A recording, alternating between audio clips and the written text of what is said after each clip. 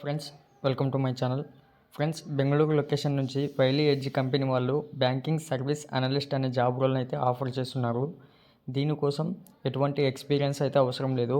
మనమైతే ఆఫీస్ నుంచే వర్క్ చేయాలి. బెంగళూరు సిటీలో మనం ఎలా ఎలా ఉంటుందంటే ఇక్కడ ఫ్రెండ్స్ మనకి 8 స్టేజెస్లో అయితే ప్రాసెస్ ఇచ్చారు.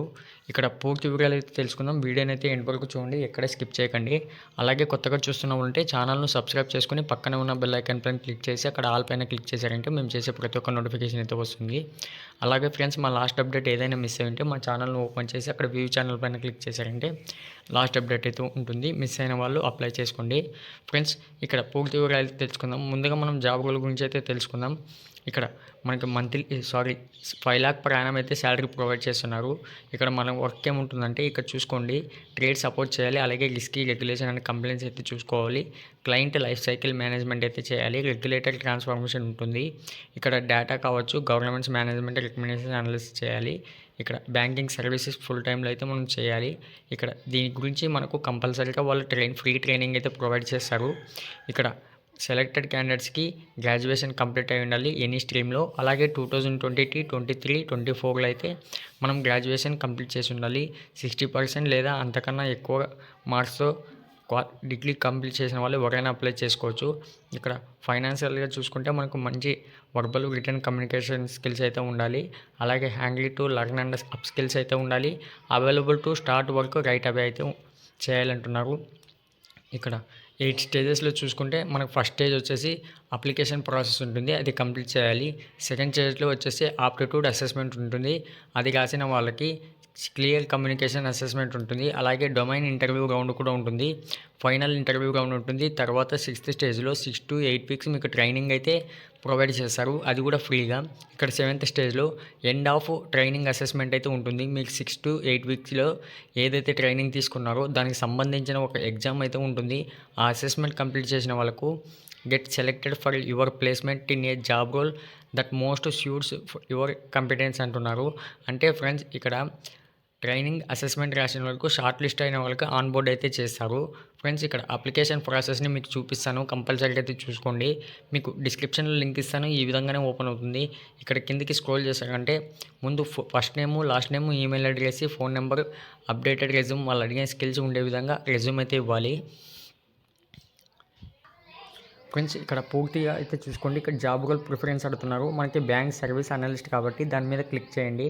ఇక్కడ ఎక్కడి నుంచి అయితే మీరు ఈ జాబ్ రోల్కు తెలుసుకున్నారు అంటే లింక్డ్ఇన్ నుంచి వచ్చింది కాబట్టి లింక్డ్ఇన్ ఇచ్చేయండి. ఫ్రెండ్స్, ఇక్కడ please select the name of the training assessment company refer అంటున్నారు.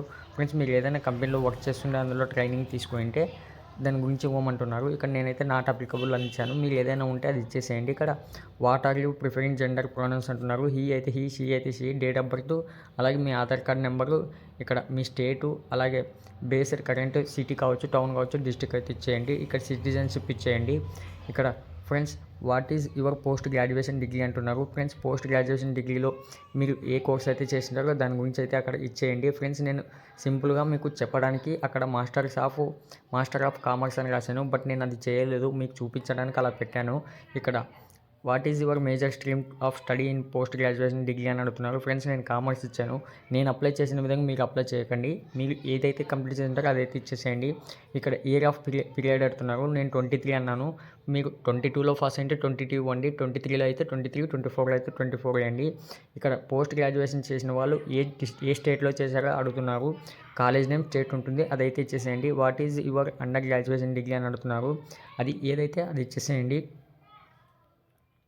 ఇక్కడ what is your major stream of study in your under graduation degree అని అడుగుతున్నారు. నేను ఎకనామిక్స్ ఇచ్చాను, మీరు కూడా అదే ఇవ్వకండి. ఇక్కడ ఇయర్ ఆఫ్ పీరియడ్ ఉంది, ఏ ఇయర్లో కంప్లీట్ చేయండి. కాలేజ్ నేమ్ అడుగుతున్నారు, కాలేజ్ నేమ్ ఇచ్చేసేయండి. Do you have score 60% more than 10th, 12th diploma, UG and PG అంటున్నారు.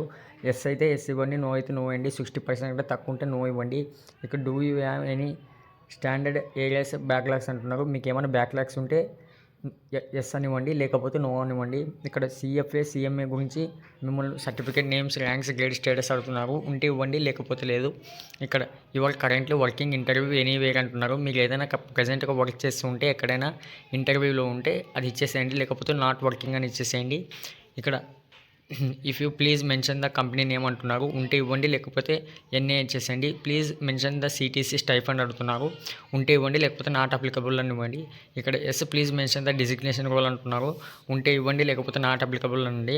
మీరు ఈ నోటీస్ పీరియడ్ని ఎన్ని రోజుల్లో జాయిన్ కావాలనుకుంటున్నారు అంటే లెస్ దెన్ 15 days అని చెప్పేసేయండి. Specify tools, technology, skills use in your job అంటున్నారు. ఉంటే ఇవ్వండి, లేకపోతే నాట్ అప్లికబుల్ ఇవ్వండి.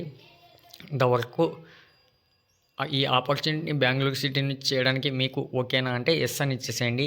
ఇక్కడ మీరు ఫ్లెక్సిబుల్ టైం వర్క్ చూసుకుంటే మనకి యూఎస్ మెథడ్లో ఉంది, యూకే మెథడ్లో ఉంది, లేదా రెగ్యులర్ మెథడ్లో ఉంది.